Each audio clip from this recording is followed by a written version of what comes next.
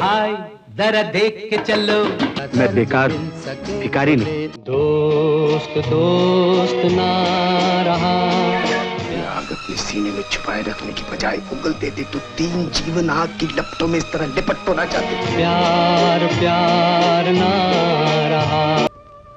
हम उस देश के वासी हैं जिस देश में गंगा बहती है।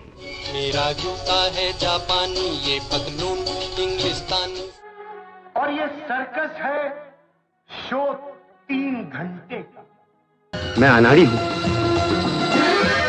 हम जैसों को इस दुनिया में रहने का कोई अधिकार नहीं। मेरी उम्र के नौजवानों के साथ मैं हूं शोएब अलवी। आज हम बात करेंगे आपसे राज कपूर के हवाले से।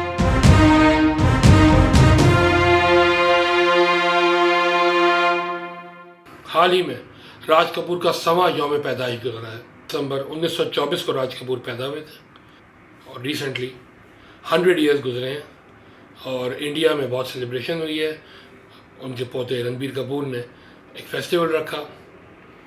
हाल ही में आलमी बैंक ने दिलीप कुमार साहब और राज कपूर साहब की जो बोसीदा हालत में एक घर मौजूद थे पेशावर में, उन्हें रिस्टोर करने की हामी भरी है।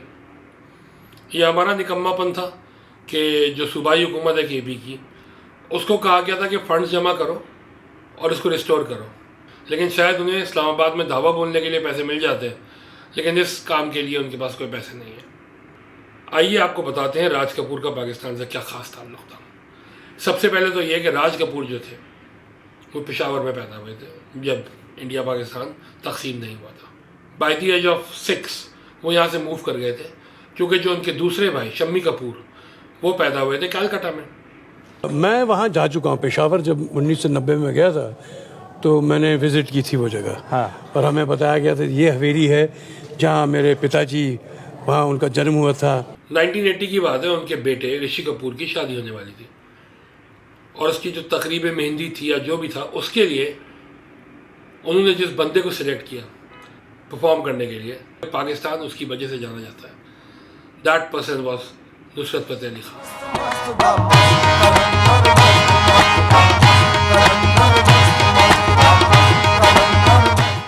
अजमेर में ये कव्वाली परफॉर्म कर रहे थे और उनको राज कपूर ने वहाँ देख लिया। उनको बुलाया इन्होंने अपने घर कि मेरे घर पे तकरीब है, आपने आके गाना है। कोई और आदमी होता 25-26 साल का लड़का, उसकी वहाँ पे बैंड बज जाती इतने सुपरस्टार्स को देख के। पूरा बॉलीवुड आया हुआ था, लेकिन वहाँ नुसरत फ़तेह अली खान ने परफॉर्म किया और रात भर परफॉर्म करते रहे। और ऋषि कपूर साहब ने एक प्रोग्राम में राहत फ़तेह अली से एक गाने की फरमाइश ये कहकर की, वही गाओ जो तुम्हारे अब्बा, तुम्हारे चचा ने मेरी मेहंदी में गाया।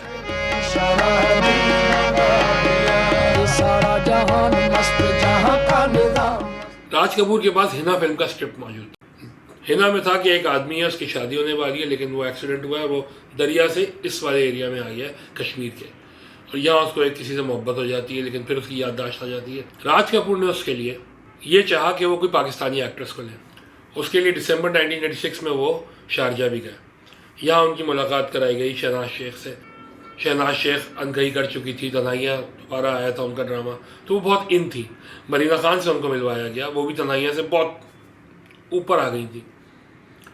साथ ही लैला ज़ुबैरी साहिबा जो आजकल क्लेम कर रही हैं कि मुझे हिना में वो लेना चाहते थे, वो भाई वो लेना नहीं चाहते थे आपको।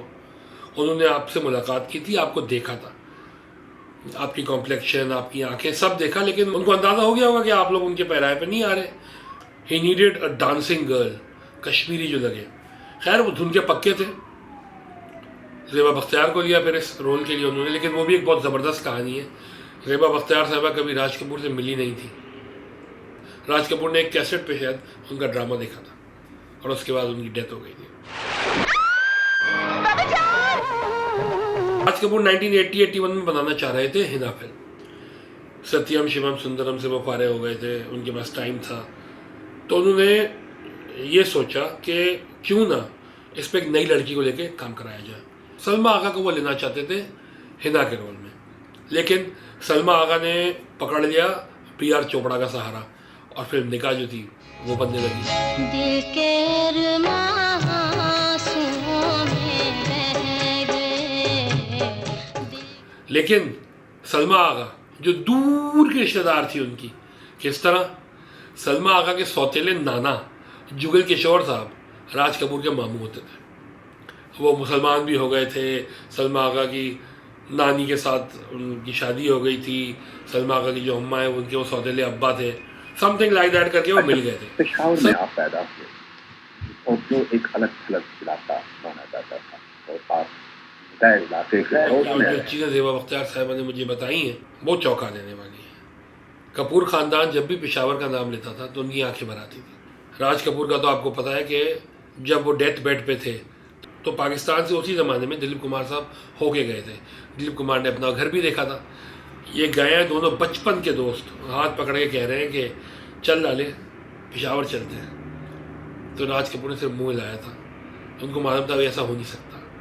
राज कपूर ने मरने के वक्त ये शर्त रख दी थी कि जब मुझे जलाने के लिए मेरी बॉडी जाए तो मेरे सर पे पेशावर की मिट्टी होनी चाहिए। राज कपूर ने जब हिना फिल्म बनाना शुरू की तो उसके लिए उनको डायलॉग्स चाहिए थे लिखने के लिए। फॉर दैट ही सिलेक्टेड हसीना मोइन। हसीना मोइन साहिबा जो थी उन्होंने बेहतरीन डायलॉग्स लिखे और राज कपूर साहब को वो दे दिए गए।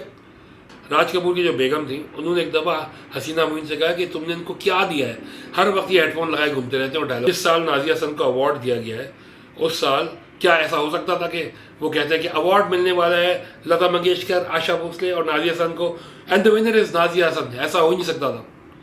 कत्लो गारत हो जाता वहाँ पे।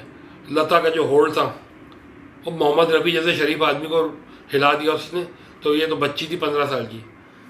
उस साल अवार्ड्स के लिए नॉमिनेशन सारी कमज़ोर गई और नाजिया हसन को जब अवार्ड देने की बात आई तो लता से कॉन्टेक्ट कर ले।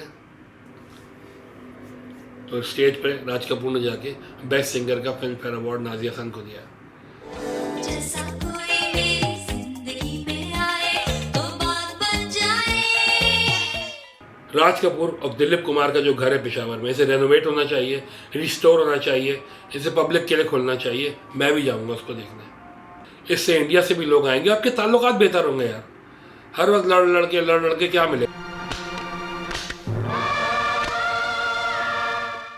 यहाँ पे हिना फिल्म के डायलॉग ही कोई सुन लो अच्छे। हिना फिल्म में सही कहा गया था। मैं पूछता हूँ इंसान गोली बनाता ही क्यों है? किसी न किसी की जान ही ले सकती है, बस किसी को जिंदगी तो नहीं दे सकती। अगर आज मुमकिन है कि इस धरती पर हम सब अमन से, चैन से, खुशी से जी सकते हैं तो फिर क्यों तकलीफों का, जंग का चुनाव करता है?